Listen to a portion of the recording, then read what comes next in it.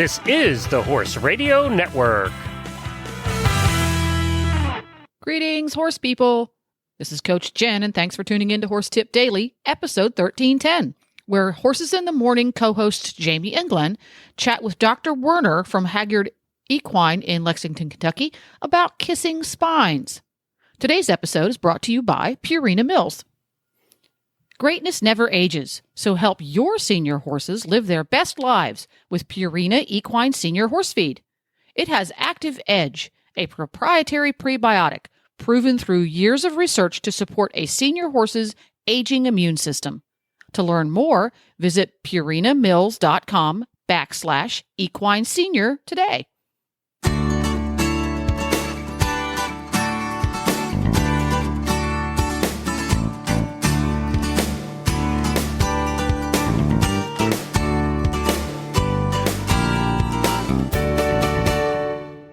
And we have our guest here, so let's talk to her. Dr. Laura Werner is joining us, Jamie. Good morning, Dr. Werner. How are you? I'm good. How are you guys this morning? Fantastic. Well, we're here to talk to you today about kissing spine disease. And kissing spines sounds so cute and beautiful and, oh, it's so sweet, but it is not. Tell us what it is. No, it's not. So kissing spine is just sort of the layman's term for impingement of the dorsal spinous processes. So, in fact, what you're sitting on when you're on the horse's back are these kind of the protrusions of the top part of their vertebrae along their spine of their thorax or chest, as well as their lumbar spine, so of their lower back, basically.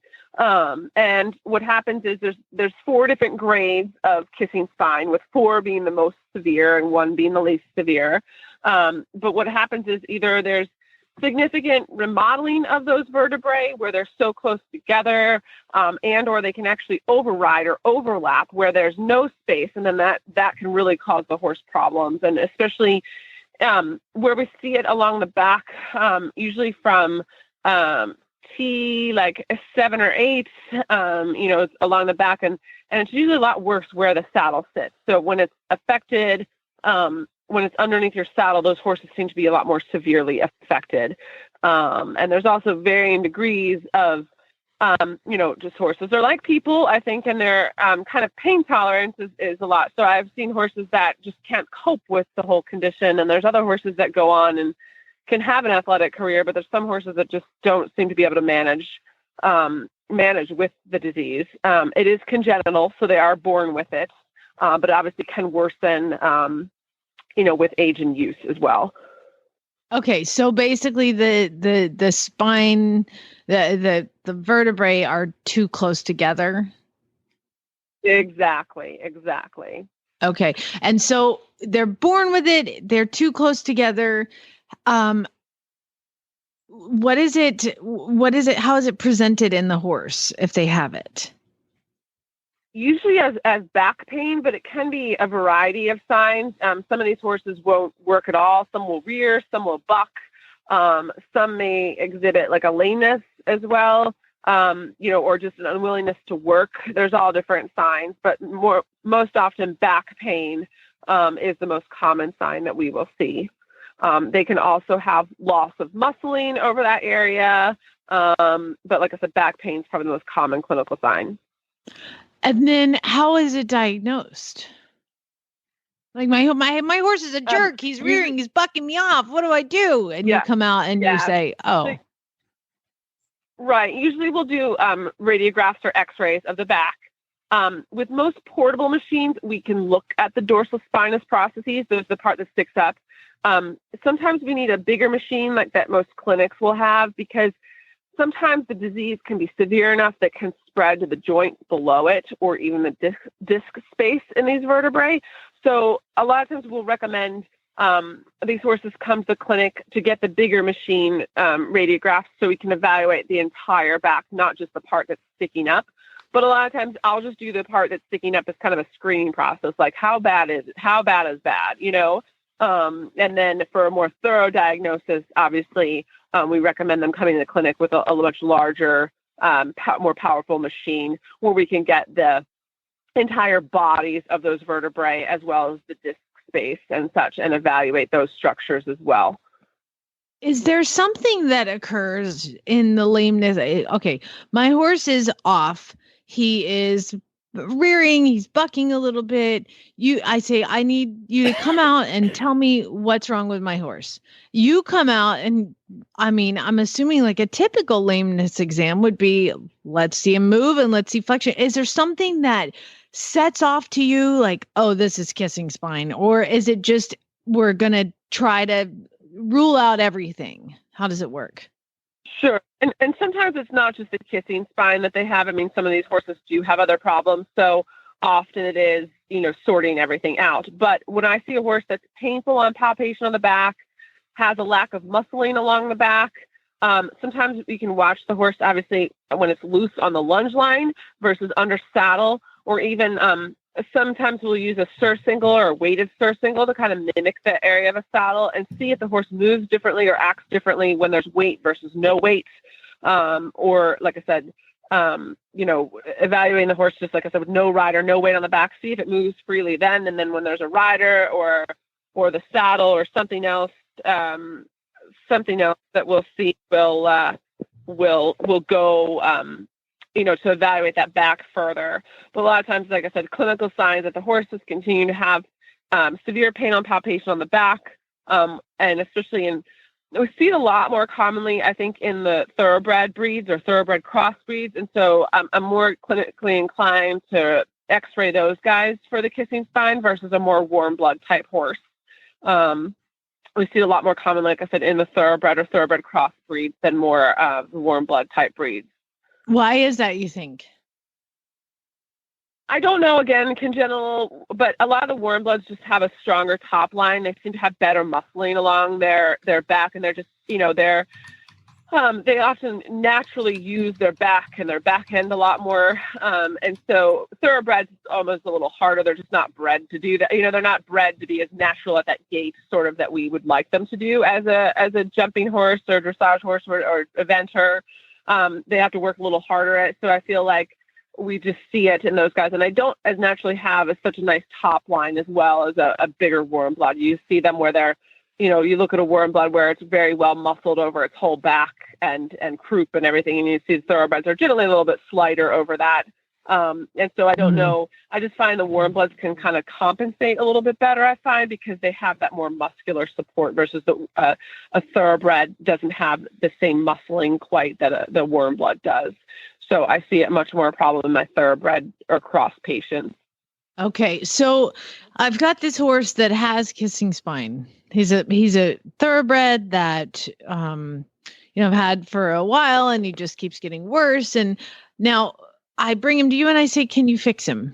What do you do? Sure. Okay. Well, there's a lot of different options. First, I make sure that your saddle fits. So that's one thing.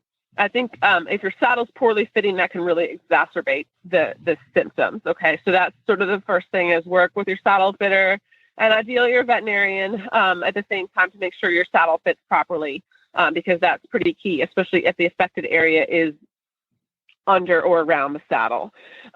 Next thing, there's several different treatments that we can do. So, sometimes we'll start out with chiropractic or acupuncture, sort of alternative type therapies.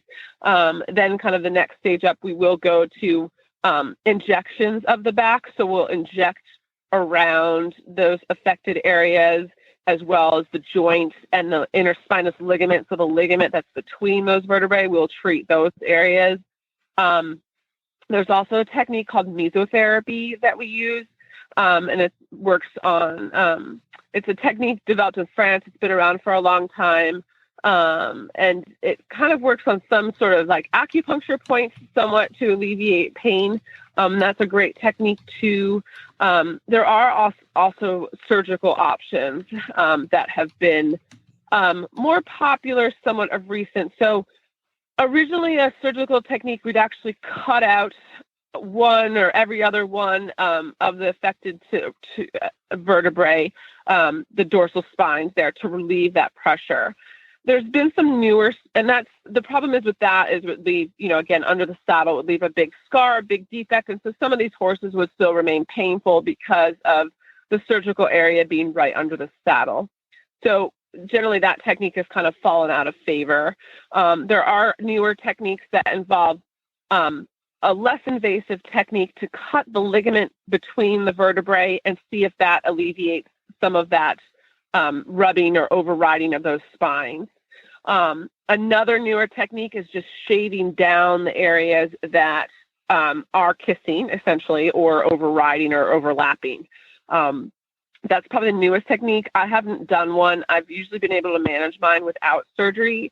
There's some very well veterinarians and anatomists in Europe, and he's a little dubious of the surgery, I guess. I think the most other thing too that's most important, and it is well published, with either medical and or surgical treatment of the horse, is to make sure the physical therapy part of that horse is important to do afterwards. So we recommend working these horses in one of those Pessoa systems. I don't know if you guys are familiar with that sort of rigging training device. So what that does is it helps the horse round its back and engage its core. So by rounding its back, it's going to open up those spaces as much as possible. And by engaging the core, then we're using the other horse's abdominal muscles to sort of help support the whole system. And much like in humans, same thing with us, back pain, everyone's always like, use your core, or you need to work on your core. Same thing with these horses. So that's probably one of the most important things that I will incorporate into a horse with a kissing spine, is that normally maybe where they'd be ridden 5 or 6 days a week, I'll go ahead and encourage them to use this Pessoa rigging and substitute that for once or twice a week instead of the riding, so they can work under this. And again, that's a pretty essential part. Even after the surgery is performed, the horses will be worked in that Pessoa rig solely for several weeks after the surgery. So regardless of what the treatment is, that, like I said, the physical therapy and that Pessoa rig system seems to be a very critical portion of the whole rehab process. So this is not so a horse can have kissing spine and not have, it's not a death sentence. It's not a sentence of you can never ride this horse again, or he's going to be a pasture ornament. This is something that can be managed and can. Right. And I have horses that, the radiographs don't look that different, and we have some that we can manage, and I have some other horses that just don't seem to be able to cope. But much like humans, some people can cope with a few aches and pains and move on in their, life or athletic career kind of. I deal with aches and pains every day. My husband, maybe, he's not as adept at dealing with little aches and pains. So there's a lot of individual variation amongst the horses as much as there is amongst humans. So I like your very sweet way of saying men are wimps. Hey, I heard that. Yeah, I know. Yeah, and I don't know that I can't correlate that to horses that haven't done that, but there is a lot of individual variation, I would say. Like I said, there's some horses that seem to be able to cope. I've had horses, get to the 4-star level in eventing with it, and I've had other horses we can barely get to, a beginner novice competition. So it seems to be somewhat individually dependent. But usually we will try all these therapies first. Obviously try as much as we can. But then, sometimes, like I said, whatever we do just unfortunately doesn't help these horses move on past that behavior. Gotcha. Yeah. So it sounds like, so it's good news and bad news. I will tell you that now my back hurts, and, oh no. and I'm paranoid. Work on your core strength. Oh, well, Dr. Werner, thank you so much. This is like such an interesting thing, and I'll definitely be doing some more reading on it. And I'm assuming we can find more information and contact you if we need to at Hagyard.com. That's Hagyard.com. If anybody has any more questions or needs information about it. Well, there you have it. This podcast was made possible through the generous support of Purina Mills and listeners like you. You can become an auditor and help support Horse Radio Network programming. Go to horsetipdaily.com and look for the Become an Auditor banner.